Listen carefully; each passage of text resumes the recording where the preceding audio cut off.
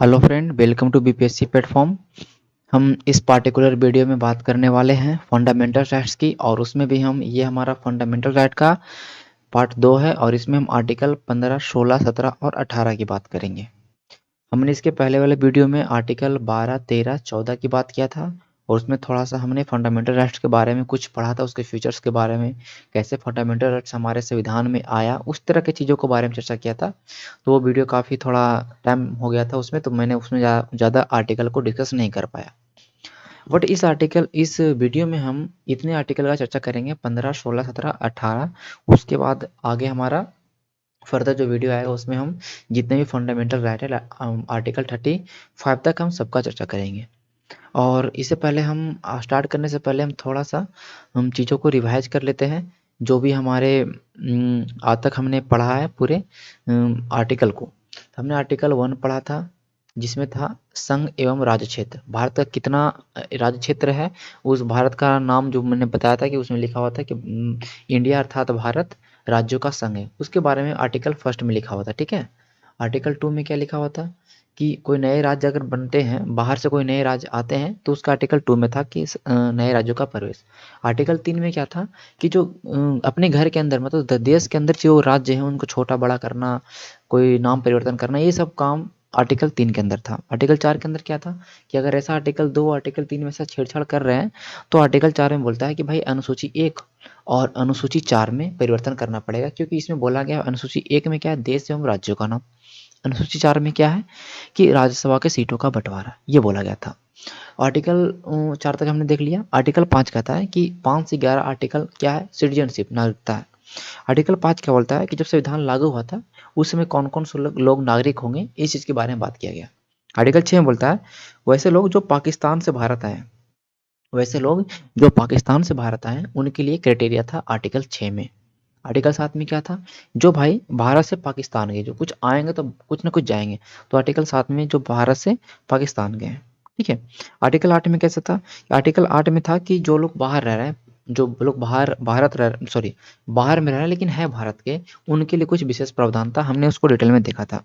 Article 9 क्या कहता है कि अगर ऐसा भाई अगर दूसरे देश का नागरिकता प्राप्त कर लिए, तो 9 से मैंने बताया था कि नो, तो नो से मतलब आपका इस देश का नागरिकता खत्म हो जाएगा, भारत का नागरिकता आप स्वेच्छापूर्वक खत्म हो जाएगा। ठीक है। आर्टिकल 10 में मैंने बताया था कि जो नागरिकता आगे मतलब 1950 के बाद नागरिकता आपका बना रहेगा नहीं बना रहेगा, इसके अकॉर्डिंग ये सब कुछ संसद के ऊपर है, क्या कानून बनाएगा, ये कानून बनाएगा, सारी चीज़। तो 10 में संसद को कुछ पावर दिया है, और 11 में सीधे सीधे ये बोल दिया है कि संसद के द्वारा जितने भी नागरिकता के ऊपर कानून बनेगा वो सारा कानून संसद बनाएगा। आर्टिकल 11 में था। फिर 12 आ गया। 12 में राज्य की परिभाषा मूल अधिकार है। 13 में क्या था भाई कि विधि, कोई भी अगर ऐसा कानून बनाते हैं जो मूल अधिकार को असंगत हो या मूल अधिकार को कम करे, ऐसा सारा कानून इनवैलिड हो जाएगा, ये बताया गया आर्टिकल 13 में। आर्टिकल 14 हमने देखा था, समता का अधिकार हमने देखा था, राइट टू इक्वलिटी के में हमने देखा था, और एक हमने देखा था ठीक है, उसमें इक्वल प्रोटेक्शन ऑफ लॉ के बारे में हमने देखा था। ठीक है। तो ये हमारा था आर्टिकल 50 तक। हम आर्टिकल 14 तक आर्टिकल हम आज बात करने वाले हैं 14। तो आर्टिकल 14 हम चलेंगे अच्छे से। तो चीज़ों को रिवाइज करते रहिए, चीज़ों को, सारे वीडियो को देखिए, सारे वीडियो को नोट्स बनाइए।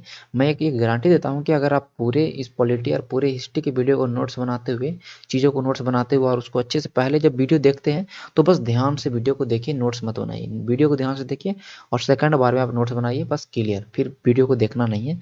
आपकी चीज़ें इतनी कंप्लीट हो पाएगी कि वनडे एग्जाम में, जितने भी वनडे एग्जाम होंगे उनमें सारे चीज़ों को आप एमसीक्यू बना पाएंगे, चाहे कितना भी घुमा के सवाल दे दे, आप सब कुछ बना पाइएगा।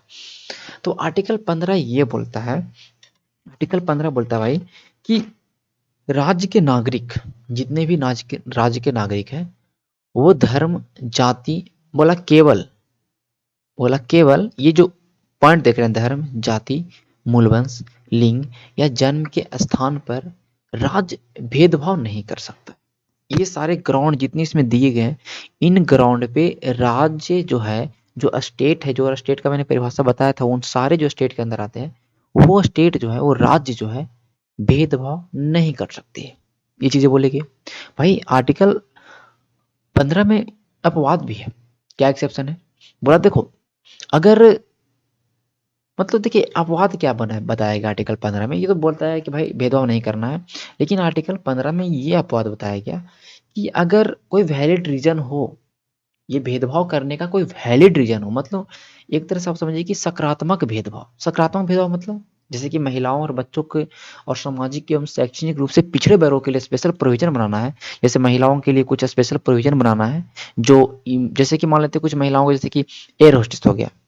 तो एयर होस्टेस में क्या है कि वुमन लोग भी जाएगी, केवल महिलाएं ही जाती हैं एयर होस्टेस में। अब कोई पुरुष बोले कि हम भी जाएंगे एयर होस्टेस में, ये हमारा राइट को यहाँ पे हनन हो रहा है, हमको नहीं जाने दिया जा रहा है। तो महिलाओं को कहीं ना कहीं, महिलाएं और बच्चों को थोड़ा सा मतलब एक तरह से उनको ऊपर उठने के लिए, एक समाज के तबकों को, जो सामाजिक और शैक्षणिक रूप से पिछड़े वर्ग हैं उनको ऊपर उठने के लिए स्पेशल प्रोविजन किया गया है। और एक तरह का सकारात्मक भेदभाव है। किस तरह का सकारात्मक भेदभाव है?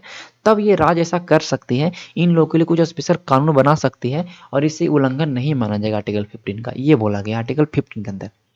तो आर्टिकल 15 में हम देखते हैं, सब क्लॉज देखते हैं, तो आर्टिकल 15 का एक बोलता है, 15 का एक बोलता है, या 15 का क्या बोलता है कि भेदभाव नहीं करना है इन चीज़ों पर जो आप ग्राउंड देख रहे हैं। तो भाई आर्टिकल 15 का 2 क्या कहता है कि चलो राज्य तो भेदभाव नहीं करेगा, तो आर्टिकल 15 का 2 बोलता है कि राज्य साथ ही साथ जो नागरिक है वो भी भेदभाव नहीं करेंगे इन चीज़ों पर। ऐसा नहीं कि कोई नागरिक है दूसरे धर्म के, दूसरे ये सब चीज़ों को दूसरे जाति के लोगों के खिलाफ भेदभाव कर रहा है, तो ऐसा नागरिक भी नहीं कर सकता है, ये बोला गया। तो आर्टिकल 15 के 1 में तो राज्य को बोला गया, और आर्टिकल 15 के 2 में राज्य और नागरिक दोनों को बोला गया है कि भेदभाव नहीं करना भाई। अगर ऐसा करते हो तो फिर वही जो आर्टिकल 32 और आर्टिकल 226 का उपयोग करके आपके अकॉर्डिंग रिट जारी कर सकता है। मैं आगे बताऊंगा। आर्टिकल 15 का 3 क्या कहता है, जैसे कि भाई महिलाएं हैं और जो बच्चे हैं उनके लिए कुछ स्पेशल प्रोविजन बना दो कि उनका कुछ उत्थान हो पाए, और इससे क्या होगा कि जो ये हमारा ये जो उल्लंघन है, समानता के अधिकार का उल्लंघन नहीं माना जाएगा, आर्टिकल 15 के 3 में। ठीक है। आर्टिकल 15 का 4 है, लेकिन उससे पहले हम थोड़ा सा जानेंगे चीज़ों को। तो ये क्या हुआ कि आर्टिकल 15 का 4 का उत्पन्न कैसे हुआ, क्या हुआ ना कि एक मद्रास में क्या हुआ, उस समय स्टेट ऑफ मद्रास था। आर्टिकल हम 1950 की बात कर रहे हैं, 1951 की बात कर रहे हैं। तो मद्रास में क्या हुआ कि मेडिकल कॉलेज में एक खास तबके के लोगों को, मतलब ये हुआ कि जो नन ब्राह्मण लोग थे, जो ब्राह्मण को छोड़ के नन ब्राह्मण लोगों को रिजर्वेशन दे दिया गया। पूरा मेडिकल कॉलेजों में रिजर्वेशन दे दिया गया, बहुत तगड़ा रिजर्वेशन दे दिया गया। अब ये चीज़ हुआ तो एक चंपकई दोराजा नाम का आदमी था, उसने स्टेट ऑफ मद्रास के खिलाफ केस किया। बोला कि आप ऐसे रिजर्वेशन दे रहे हैं तो ये तो हमारे राइट टू इक्वलिटी को आपने हनन कर रहे हैं। तो सुप्रीम कोर्ट ने बोला कि देखो भाई, रिलीजन के अकॉर्डिंग आप नहीं दे सकते हो। बोल दिया कि रिलीजन के अकॉर्डिंग आप नहीं दे सकते हो आरक्षण, रिजर्वेशन नहीं दे सकते हो, ये बोल दिया सुप्रीम कोर्ट। अब देखो सुप्रीम कोर्ट और जैसे ये बात करें जुडिशियरी और हमारा लेजिस्लेचर में हमेशा झगड़ा होते रहता है। अब लेजिस्लेचर को ऐसा लगा कि ऐसा कर रहा है, नौटंकी ऐसा कर रहा है, तो तो क्या हुआ कि 15 का 4 डाला गया। पहले में जो फर्स्ट संविधान संशोधन हुआ हमारा 1951 का, तो उसमें 15 का 4 डाला गया और बोला कि राज्य जो है SEBC, आप समझिए, बोला कि आर्टिकल 340 के अकॉर्डिंग, आर्टिकल 340 के अकॉर्डिंग सामाजिक एवं आर्थिक रूप से पिछड़े वर्ग के लोगों के लिए कुछ स्पेशल प्रोविजन कर सकती है। साथ ही एसटी के लिए 341 और एससी के लिए आर्टिकल 342 का इस्तेमाल करके कुछ स्पेशल प्रोविजन कर सकती है। ये बोला 15 के 4 में, क्योंकि जोड़ा गया बाद में। ठीक है। तो हाँ ठीक है, ये चीज बोला गया। अब क्या हुआ कि जो ये बोला गया ना ACBC की सामाजिक मतलब social and economical backward section, जो इसकी बात करेंगे, लेकिन उसको डिफाइन नहीं किया कि इसके अंदर में कौन कौन से लोग आएंगे, इसके अंदर में कौन कौन से लोग आएंगे, इसको 15 के 4 में डिफाइन नहीं किया गया। ठीक है, ये चीजें हुई। ठीक है। तो क्या होता है कि जो मैसूर मैसूर उसमें राज था, तो मैसूर में क्या होता है कि भाई 68% रिजर्वेशन दे दिया जाता है मेडिकल कॉलेज में। फिर देखो क्या हुआ कि 68% जब रिजर्वेशन दे दिया गया, तो कहीं ना कहीं चीज़ें तो भाई आग लगाएगा ही। 68% रिजर्वेशन जब दे दिया गया, तो फिर एक बालाजी नाम के आदमी था, उसने केस किया मैसूर के अकॉर्डिंग 1963 में, और बोला तो फिर सुप्रीम कोर्ट ने क्या बोला कि देखो, जो रिजर्वेशन है भाई वो तो रहेगा, जो रिजर्वेशन है उसको रहने देते हैं। और इसमें क्या हुआ कि जो बैकवर्ड क्लास को उसको डिफाइन किया कि बैकवर्ड क्लास में क्या होंगे, सोशल एंड इकोनॉमिकल बेस्ड पे कौन कौन चीज़ें आ सकती है, लेकिन कास्ट पर नहीं। यह भी बोला जा रहा है कि भाई जातिगत आरक्षण अभी भी नहीं मिलेगा, जातिगत आरक्षण नहीं देना है। सोशल एंड इकोनॉमिकल जो है उन्हीं के अकॉर्डिंग आपको देना है, लेकिन जातिगत आरक्षण नहीं देना है। इसने बोला स्टेट ऑफ मैसूर 1963 में। और बोला कि जो 50% आरक्षण है ना, इसको 50% से नहीं बढ़ना चाहिए। साथ ही साथ मोर बैकवर्ड क्लास है वो चीज़ लागू नहीं होगा कि बहुत सारे लोग बैकवर्ड क्लास के अंदर में नहीं आएंगे, ये चीज़ें। तो आपको ये सब सारे केस आपको नहीं आता है, बस आप चीज़ें सिस्टमेटिकली पढ़िए कि कैसे कैसे चीज़ें हुई, ठीक है। 15 का 4 आया तो बोला कि सोशल इकोनॉमिकल बैकवर्ड क्लासेस और SC ST के लिए कुछ स्पेशल प्रोविजन बना सकती है, ठीक है। उसके बाद क्या होगा कि इंदिरा साहनी और यूनियन ऑफ इंडिया का केस 1993 में आता है। उसने बोला कि भाई कास्ट बेस्ड रिजर्वेशन होगा और साथ ही साथ मोर बैकवर्ड क्लासेस वाला भी सिस्टम चलेगा। मतलब अब जातिगत आरक्षण हो सकता है। ये 1993 का इंदिरा साहनी केस है, ठीक है। 1993 बहुत आगे आ चुके हैं, ठीक है। अब देखिए क्या हुआ कि ये जब हो गया तो ऐसा हुआ, सवाल ऐसा भी उठा कि जो हायर जो इंस्टीट्यूशन है, हायर जो IIM हो गया, IITs हो गया, ये सब में क्या आरक्षण मिलेगा? इसमें भी तो आरक्षण मिलना चाहिए। तो 15 का 5 एक नया जोड़ा गया, 93 संविधान संशोधन 2005 के अकॉर्डिंग। 93 संशोधन 2005 के अकॉर्डिंग 15 का 5 जोड़ा गया और बोला गया भाई कि उच्च शैक्षणिक संस्थानों में भी 27% आरक्षण होगा, ठीक है, ये बोला गया। अब ये चीज़ हुआ तो हर जितना भी चीज़ आता है कहीं ना कहीं उस पर केस होता है। तो एक अशोक प्रसाद बनाम भारत सरकार केस 2008 में होता है। वो बोला कि भाई ऐसा तो सारे चीज़ों में आरक्षण दिए जा रहे हैं, 27% आरक्षण यहाँ पे बात कर दिया कि हायर क्लासेज में, ठीक है, हायर जो भी बड़े बड़े इंस्टीट्यूट हैं उसमें। तो बोला कि देखो ये सही है, आरक्षण सही है, 27% आरक्षण है, ये सही है। सुप्रीम कोर्ट बोला कि सही आरक्षण है, कोई दिक्कत इसमें वैध वैध करने का मतलब कि वैध ठहराया गया। और ये बोला कि लेकिन एक क्रीमी लेयर कॉन्सेप्ट होगा। क्रीमी लेयर कॉन्सेप्ट क्या है, चीज़ों को समझेंगे। बोला कि मलाईदार परत। बोला कि ऐसा तो नहीं है ना कि जैसे कि SC ST में भी हैं, कुछ OBC में लोग हैं, वो ऐसे भी लोग हैं जो अमीर हैं, मतलब उनके पास मतलब इकोनॉमिकली रूप से वो मतलब वीकर नहीं है। तो बोला कि क्रीमी लेयर कॉन्सेप्ट इस्तेमाल किया जाए। उसमें बोला गया कुछ संवैधानिक पद है उनके फैमिली को नहीं मिलेगा आरक्षण, कुछ ग्रुप B के कर्मचारी हैं उनको आरक्षण नहीं मिलेगा। मतलब उसमें बहुत सारी चीज़ें हैं, जैसे कि सैनिक जो कर्नल वर्नल है, मतलब बहुत सारी चीज़ें आप एक बार नेट पे सर्च करके क्रीमी लेयर को देख लीजिए, क्रीमी लेयर के अंदर में कौन-कौन चीज़ आते हैं, यहाँ पे लिखने का ज़रूरत नहीं है, ठीक है। ये बोला गया कि जो क्रीमी लेयर कॉन्सेप्ट का इस्तेमाल करेंगे उसके अकॉर्डिंग हम क्रीमी, जैसे कि आप फॉर्म भरते होंगे तो क्रीमी लेयर कॉन्सेप्ट लिखता होगा कि बिलोंग टू क्रीमी लेयर और नॉट। तो क्रीमी लेयर कॉन्सेप्ट को इस्तेमाल किया गया और बोला गया इन चीज़ों को देखते हुए आरक्षण 27% रहेगा, इन चीज़ों को फॉलो करना है। ये 93 अमेंडमेंट 2005 में हुआ, ठीक है। अब चीज़ों को समझ सकते हैं आगे। तो आर्टिकल 15 का 1 क्या बोला? 15 का 1 बोला भैया कि भेदभाव नहीं करना है। 15 का 2 बोला भाई कि राज्य और नागरिक भेदभाव नहीं करेगा। 15 का 3 में क्या बोलता है कि भाई चलो वुमेन को और बच्चों लोग को कुछ स्पेशल प्रोविजन दे देते हैं। साथ ही साथ ठीक है, ये बोला गया। तो 15 का 4 क्या बोला कि भाई सोशल इकोनॉमिकल SC BC मतलब सोशल एंड इकोनॉमिकल जो बैकवर्ड क्लास है उसको SC ST इस सब के लिए स्पेशल प्रोविजन दे दीजिए, ये बोला गया। आरक्षण भी नहीं बोला, स्पेशल प्रोविजन दे दिए, कुछ स्पेशल रूल्स बना सकते हैं इनके लिए, ठीक है। लेकिन फिर 15 का 5 क्या बोलता है कि हायर क्लासेज में आप चीज़ों को बेसिकली याद करिए, मैं फिर लास्ट में मैं आपको सब याद करवा दूंगा, परेशान नहीं होना आपको। आर्टिकल 16 क्या बोलता है? आर्टिकल 16 क्या बोलता है कि लोक नियोजन की अवसर में समता। जो भी सरकारी नौकरी होगा, जो भी लोक नियोजन होगा, जो भी सरकारी जो नौकरी होगा, उसमें भी सबको अपॉइंटमेंट में जो अपॉइंटमेंट है उसमें भी सबको इक्वल स्टेटस मिले। कहने का मतलब कि अवसर की क्षमता मिले, अपॉर्चुनिटी जो है सबको बराबर मिले। ऐसा नहीं है कि कोई एक अलग कास्ट का है तो उसको फॉर्म भरने नहीं दे रहा है, कोई अलग धर्म का है तो उसको उसमें इस तरह से चीज़ें मतलब नहीं होनी चाहिए, मतलब विभेद नहीं होना चाहिए। तो 16 का एक बोलता है कि 16 का एक क्या बोलता है भाई कि अवसर की समता हो। बोला राज्य के सभी जो नागरिक हैं, राज्य के अंदर जितने भी नियुक्ति होंगे सभी नागरिकों को समान मिलना चाहिए। सभी नागरिकों को क्या मिलना चाहिए? समान मिलना चाहिए। 16 के एक में बोलता है। 16 के 2 में बोलता है कि समान तो मिलना चाहिए। समान कैसे मिलेगा आप? तो 16 के 2 में बोला कि धर्म, जाति, लिंग और जन्म स्थान ये सब के अकॉर्डिंग आप भेदभाव नहीं करिएगा।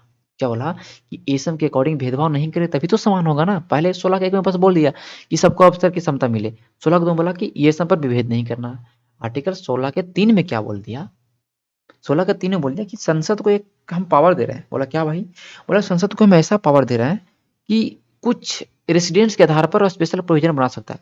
रेसिडेंस मतलब क्या हुआ कि वहाँ के निवास के अकॉर्डिंग, जैसे कि मान लेते कुछ-कुछ ऐसे राज्य हैं, हिमाचल प्रदेश, मणिपुर, त्रिपुरा और अरुणाचल प्रदेश हैं, तो उनके लिए स्पेशल प्रोविजन बनाइए कि वहाँ के लोगों को कुछ ज़्यादा मिले वहाँ के जॉब में। वहाँ के लोगों को जैसे कि मान लेते हैं कि अलग जगह के फॉर्म अगर भरते हैं तो उनसे ज़्यादा उनको स्टेटस मिले, क्योंकि उनका थोड़ा स्थिति मतलब उन क्षेत्र में उन लोगों का स्थिति सही नहीं है। तो ये बोला 16 का 3 में कि कुछ स्पेशल प्रोविजन बनाइए, वहाँ के निवास के अकॉर्डिंग आप कर सकते हैं, ऐसा कोई दिक्कत नहीं है। बोला कि जितने भी स्थानीय जो निवासी हैं उनको राज्य सरकार की सेवाओं में कुछ प्राथमिकता मिले, प्राथमिकता देने की बात की गई। ये 16 के 3 में। 16 के 4 में क्या बोला गया? 16 का 4 जो देख रहे हैं यही आरक्षण। बोला भैया कि रिजर्वेशन मिलेगा एसी बीसी और एसी एसटी को। रिजर्वेशन दिया जाएगा सरकारी नौकरियों में सामाजिक और आर्थिक रूप से पिछड़े और एससी एसटी को। ये बोला गया 16 के 4 में। 16 के 1 में बोला कि सबको इक्वल हम ट्रीट करेंगे। 16 के 2 में बोला कि भाई धर्म जाति पर नहीं करना है तो और अच्छा हो जाएगा चीज़ें। 16 के 3 में बोला कि भाई चलो ये सब कर रहे हैं, लेकिन कुछ कुछ पिछड़े जो राज्य हैं कुछ कुछ उसमें कुछ उनके निवासियों को कुछ स्पेशल प्राथमिकता दिया जाए। 16 के 4 में बोला कि भाई चलो आरक्षण देते हैं। अब पहले थोड़ा सा आरक्षण मिला, आप देखिए बोला कि एसी बीसी और एससी एसटी को आरक्षण दिया जाए। 16 के 4 में ये बोला गया। ठीक है, आगे बढ़ेंगे। अब बोला कि देखो अभी तक चीजें हैं ना कि एससी बीसी जो कि आप देख रहे हैं socially and economical backward class, आर्थिक एवं सामाजिक रूप से जो पिछड़े वर्ग हैं, इनको अभी तक क्लासिफाई नहीं कि इनके अंदर में कौन कौन से कास्ट आएंगे। ये चीजें अभी तक हो ही नहीं पाई है। ये चीज अभी तक हो ही नहीं पाई है। हालांकि जैसे कि आप पीछे बोलिए कि अभी तो आपने बोला कि 27% आरक्षण देना है, तो मैंने बताया वो चीज़ों को उसमें संशोधन करके मैं बता रहा हूँ कि मैंने 2005 तक मैं पहुंच गया था उस पिछले आर्टिकल में, लेकिन 16 का आर्टिकल तो पहले जोड़ा गया था ना, तो 16 का 4 में ये बोला गया। अब देखिए चीज़ों को आप समझिएगा, आपको डेट याद नहीं रखना। तो 16 का 4 में एसी बीसी को क्वालिफाई करने के लिए, एसी बीसी को मतलब डिफाइन करने के लिए जैसे कि क्या हुआ कि काका कलेकर आयोग बना 1953 में, क्योंकि राष्ट्रपति के पास पावर था कि आर्टिकल 340 के अकॉर्डिंग आप बनाइए आयोग और उसमें डिफाइन करिए कि कौन कौन एसी बीसी के अंदर में आएंगे। तो काका कलेकर आयोग 1953 में आता है और रिपोर्ट करता है 1955 में। एक राइटर थे काका कलेकर, एक तरह से वो लेखक थे और वो ब्राह्मण फैमिली से बिलोंग करते थे। तो उन्होंने बोला कि जितने भी महिलाएं हैं वो सारे बैकवर्ड हैं, सारे सोशल एंड इकोनॉमिकल बैकवर्ड है। कोई जाति को नहीं बोला, उन्होंने बोला सारे महिलाएं, उनको 70% आरक्षण दे दो। भाई देख लो, बोला कि सारे महिलाओं को आरक्षण दे दिया जाए 70% आरक्षण। तो ये कहीं ना कहीं सही नहीं था। तो इनसे जवाहरलाल नेहरू ने इनसे जबरदस्ती फिर साइन करवा दिया कि नहीं ये जो ये चीज़ें अब मैंने रिपोर्ट दिया है ये हमारे भारत के लिए सही नहीं है। तो फिर ये इनका चीज़ें सही नहीं हुआ। ठीक है, ये चीज़ें मतलब कहने का क्लियर नहीं हुआ। और फिर उसके बाद ये चीज़ ठंडा अवस्था में चला गया 1953 में, उतना मतलब नहीं डिफाइन कर पाया सही से कि एसी बीसी के अंदर क्लासिफाई नहीं कर पाया। फिर आता है मंडल कमीशन, जब जनता पार्टी की सरकार रहती है और मोरारजी देसाई पीएम रहते हैं, तो उस समय मंडल कमीशन आता है। और मंडल कमीशन की बात करेंगे तो बिंदेश्वरी प्रसाद मंडल होते हैं जो बिहार के मुख्यमंत्री भी रहते हैं। वो 1979 में कमीशन बनता है मंडल आयोग, और उन्होंने रिपोर्ट पेश किया 1980 में, और उन्होंने एसी बीसी के अकॉर्डिंग 3743 जाति का उन्होंने पहचान किया कि जो एसी बीसी के अंतर्गत में आएंगे, और ये बोले कि इन जातियों को 27% आरक्षण दे दिया जाए। ये बोला गया। ठीक है, कि 7% आरक्षण आप दे दीजिए इन जातियों को। ठीक है, और क्या क्या चाहिए था हमको नहीं देखना है। फिर ये इम्प्लीमेंट नहीं हो पाया, उसमें इम्प्लीमेंट नहीं हो पाया क्योंकि कुछ दिन बाद जनता पार्टी की सरकार गिर चुकी थी, तो ये इम्प्लीमेंट नहीं हो पाया। अब बीपी सिंह आते हैं 1990 में। ठीक है, बीपी सिंह जब 1990 में आते हैं तो उन्होंने बोला कि चलो 27% आरक्षण को मतलब कुछ कुछ चीज़ों को इन्होंने लागू करवा दिया, इम्प्लीमेंट करवा दिया। बोला 27% एसी बीसी को आरक्षण मिलेगा, और इन्होंने एक और चीज बोला ना कि 10% आरक्षण मिलेगा कुछ इकोनॉमिकल वीकर सेक्शन को, जो आर्थिक रूप से कमजोर वर्ग हैं, जो उच्च जातियां हैं, कुछ कुछ उच्च जातियां थी, हायर जो क्लास स्वर्ण जिस आज जिसको बोलते हैं स्वर्ण बोलते हैं, उनको बोला कि 10% आरक्षण दे दिया जाए। ठीक है, उसको 10% आरक्षण दे दिया जाए। हालांकि ये चीजें क्लियर नहीं हुआ, सुप्रीम कोर्ट ने बोला कि नहीं ये 10% ईडब्ल्यूएस को आरक्षण नहीं मिलेगा, बस 27% ईसी बीसी को आरक्षण मिलेगा। और ये जो चीजें आप देख रहे हैं ये 50% से नहीं बढ़ना चाहिए आरक्षण वाला। ठीक है, तो आप समझ सकते हैं कि 27% जो ओबीसी को इसमें आरक्षण मिलता है ये 1990 में मिलता है। चीजों को आप लोग समझ पाइएगा। ठीक है, ध्यान से कौन कौन से आयोग आए आप चीजों को बस डेट याद रखिए कि बीपी मंडल कमीशन कब आया, इसने क्या बोला, बस। ठीक है, आपको आर्टिकल समझने हैं, मैं बताऊंगा, मैं इसके लिए एमसीक्यू करवाऊंगा तो आपको चीजें बहुत क्लियर होगा। ठीक है, तो अब देखिए, लेकिन ये बोला गया भाई कि जो प्रमोशन में बोला कि प्रमोशन में आरक्षण नहीं मिलेगा, ये बोला गया था बीपी मंडल वाला में कि देखिए प्रमोशन में आरक्षण नहीं मिलेगा। लेकिन 77 अमेंडमेंट 1995 में हुआ तो बोला एससी एसटी के लिए कुछ प्रमोशन में आरक्षण मिला है, क्योंकि उनका प्रतिनिधित्व कम होता है, उनका उनके जो जनसंख्या के अकॉर्डिंग उनका रेशियो सरकारी ऑफिसों में या कुछ में उनमें कम होता है, तो उनको प्रमोशन में थोड़ा सा आरक्षण दिया जाए, तो वही SC ST को वहीं से प्रमोशन में आरक्षण मिलता है 77 अमेंडमेंट 1995 के अकॉर्डिंग।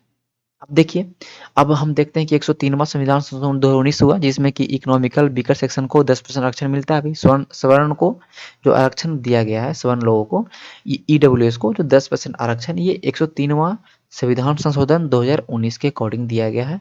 और इसके आने से आर्टिकल 15 का 6 और आर्टिकल 16 का 6 जुटा। ठीक है, हमने आर्टिकल 15 का 5 पढ़ा था, कहाँ तक? 15 का 5 तक पढ़ा था, तो उसमें 15 का 6 जुड़ा, तो उसमें ये बोल दिया गया कि EWS को 10% आरक्षण मिलेगा। ठीक है, स्पेशल प्रोविजन बनाएगी इसके लिए। फिर 16 का 6 में जुटा कि भाई नौकरियों में भी EWS को 10% आरक्षण मिलेगा। तो 15 का 6 और 16 का 6 नया जुट गया। 16 का 5 क्या था? 16 का 5 था कि धार्मिक जो कुछ कुछ संस्थाएं हैं, उनमें कुछ कुछ लोगों को स्पेशल प्रोविजन मिलना चाहिए धार्मिक संस्थाओं में, उनमें इक्वलिटी नहीं होगा, कुछ कुछ वर्ग के लोग ही धार्मिक संस्थाओं में रहेंगे। ये हमारा 16 का 5 में लिखा गया। ठीक है, 16 का 5 में लिखा गया। तो अभी हम अगर प्रेजेंट सिनेरियो देखते हैं कि अभी प्रेजेंट में आरक्षण का क्या है, तो OBC को 27% आरक्षण है, SC को 15% आरक्षण है, ST को 7.5% है, EWS को 10%।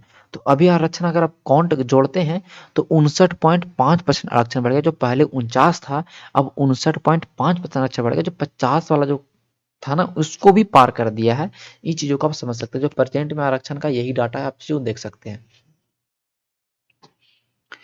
तो अब हमने आर्टिकल 16 देख लिया, आर्टिकल 16 हमने देख लिया, आर्टिकल हम 17 बात करेंगे। तो आर्टिकल 17 में अस्पृश्यता का अंत है, अनटचेबिलिटी का अंत है। बोला देखो भाई, ये जो छुआछूत है ना, छुआछूत का बीमारी, ये पाप है, पाप। ये बोला गया महात्मा गांधी के द्वारा, ये भाई पाप है। तो आर्टिकल 17 में कुछ भी नहीं है, बस अस्पृश्यता का अंत है। कोई भी छुआछूत का ऐसा चीजें नहीं होंगे भारत के अंदर। कोई भी छुआछूत के अकॉर्डिंग मतलब नहीं माना जाएगा, सब लोग समान है। तो आर्टिकल 17 ये था। ठीक है, आर्टिकल 18 क्या बोलता है? आर्टिकल 18 बोलता है कि उपाधियों का अंत। बोला कि भाई जब इतना सब कुछ समान कर रहे हो, नौकरी में आरक्षण मतलब नौकरी में भी समानता कर रहे हो, हर जगह समानता कर रहे हो, तो आर्टिकल 18 में बोला गया कि जो उपाधि है ना, बहुत सारे लोग उपाधि ले रहे थे। क्योंकि क्या हुआ ना कि जैसे कि स्टार्टिंग में जब हमारा संविधान बना, तो उसमें तो बहुत सारे राजा महाराजा भी थे, तो उनको उपाधि था, महाराजा ये सिंह, महाराजा वो सिंह, राय बहादुर, राजा साहेब, दीवान बहादुर, मतलब पहले चला रहा था। तो बोला ये सब अगर रहेगा समाज के अंदर, कोई किसी को महाराजा बोलेंगे, तो ये तो कहीं ना कहीं समानता की बात करता ही नहीं है। ये तो समान है ही नहीं समाज में, उसको महाराजा बोल रहे हैं, तो कहीं ना कहीं वो एक तरह से समान नहीं है। तो बोला ये सब खत्म करो, उपाधि कांड खत्म करो, एवोल्यूशन ऑफ टाइटल। जो टाइटल का है, जो एवोल्यूशन ऑफ टाइटल करो। ये उपाधि किसी को नहीं मिलेगा, सब लोग समान है, कोई उपाधि धारण नहीं करेगा। उपाधियों का अंत करो आर्टिकल 18 में। हाँ, लेकिन ये बोला गया कि कुछ-कुछ चीज़ों में रहेगा, जैसे सेना में हो गया, एजुकेशन में हो गया। जैसे कि सेना में देखते हैं कर्नल होते हैं, कर्नल बोला जाता है, सर बोला जाता है सेना में, साहब बोला जाता है। अब देख सकते हो विद्या में, जैसे कि सर को, अपने टीचर को हम सर बोलते हैं। तो ये सब टाइटल्स रहेंगे, ये सब टाइटल्स रहेंगे। जैसे कुछ डॉक्टर लगाते हैं, ये टाइटल रहेंगे। ये चीज़ें कुछ-कुछ बोला, लेकिन और भी उपाधि का खत्म कर दिया गया। 18 के 2 में ये भी बोल दिया गया कि भाई विदेश से कोई भी टाइटल नहीं ग्रहण कर सकते हो। 18 का 2 में ये बोला गया कि विदेश में अगर तुम गए, वहां से कोई टाइटल मिलता है, तो वो टाइटल को तुम नहीं ले सकते हो। ये 18 का 2 में बोला गया। तो और ये जैसे क्या बोलिए कि भारत रत्न है, लगाता है अपने नाम के सामने भारत रत्न अटल बिहारी वाजपेयी, तो ये सब चीजें क्या है? तो ये क्लासिफाई किया गया भारत रत्न को, पद्मश्री को, ये सबको बोला कि ये पुरस्कार है, ये टाइटल नहीं है। ये पुरस्कार है, ये टाइटल नहीं है। अनुच्छेद 18 के अकॉर्डिंग ये उल्लंघन नहीं करते हैं। तो आप चीजों को समझ चुके हैं। इस तरह से अगर आप पढ़िएगा चीजों को, तो आपके सारे चीज क्लियर होंगे। ठीक है, तो हम देखते हैं हमने पढ़ा आर्टिकल 14। देखो हम अभी याद करवाएंगे आपको 14 से 18, एकदम इतना अच्छा से बनाया जाएगा। ठीक है, आर्टिकल 14 को देखिए, 1 और 4 5। तो 5 मतलब 5 उंगली समान नहीं है, उसको क्या करिए भैया, समान करिए। 5 उंगली को क्या कहता है कि समान करो। 14 का 1 में क्या था, 14 का 2 में क्या था, इन चीजों को आप खुद से वीडियो को देख के नोट्स को देखिएगा। ठीक है, क्योंकि आपके एग्जाम के लिए ये बहुत ही महत्वपूर्ण है। आर्टिकल 15 क्या बोलता है, 1 और 5 6। 6 मतलब छठ, 6 मतलब आप ध्यान रखिए छठ। तो छठ सभी जाति के लोग करते हैं। मतलब ये करते हैं ना, सभी जाति के लोग करते हैं, यहाँ तक कि अलग रिलीजन वाले मुस्लिम लोग भी करने लगे। तो 6 में बोलता है कि भाई भेदभाव नहीं करो। 6 में क्या बोलता है कि धर्म, जाति, मूल वंश, जन्म के स्थान पे भेदभाव नहीं करना है। ये आर्टिकल 16 बोलता है। आर्टिकल 16 बोलता है, सॉरी आर्टिकल 15 बोलता है, ठीक है। 16 की बात करेंगे तो 16 को जोड़ेंगे, 1 और 6 7। तो साथ कब मिलेगा, साथी कब मिलेगा, जीवन साथी कब मिलेगा, जो आपको सरकारी नौकरी मिलेगा। तो आर्टिकल 16 क्या बोलता है कि सरकारी नौकरियों में लोक नियोजन में अवसर की समता, सबको बराबर अपॉर्चुनिटी मिले। हालांकि उसके अंदर बोला गया है कि एसी बीसी को आरक्षण मिला जाए, तो ये हम चीजें देख लेंगे। आर्टिकल 17 की बात करेंगे तो 1 और 7 8। तो ऐठो नहीं, बोला ऐठो नहीं कि तुम उच्च जाति से हो, क्योंकि छुआछूत का अंत हो चुका है। तो 17 से याद रखिए खतरा, 17 से याद रखिए खतरा, या फिर ऐसे याद रखिए 1 और 7 8।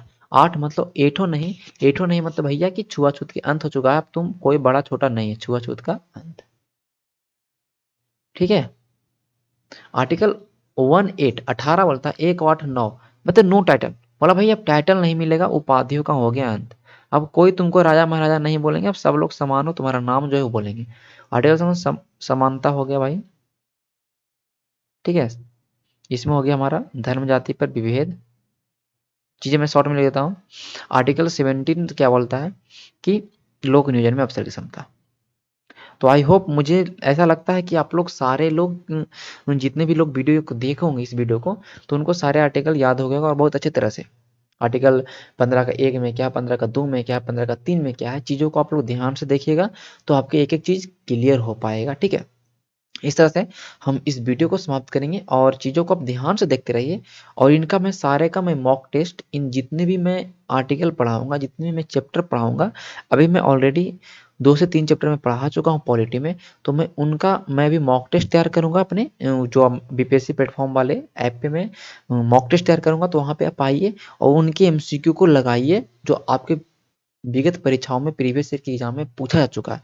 तो उससे क्या होगा ना कि आपका एमसीक्यू आप मारिएगा, आपका कितना सही होता है नहीं होता। वहाँ पे एक तो लैब टेस्ट एक तरह से रहेगा, उनका आपका रैंकिंग पता चलेगा, जितने भी स्टूडेंट उस पर रजिस्टर्ड हैं उनके अकॉर्डिंग। तो फ्री ऑफ टेस्ट, फ्री होगा मॉक टेस्ट।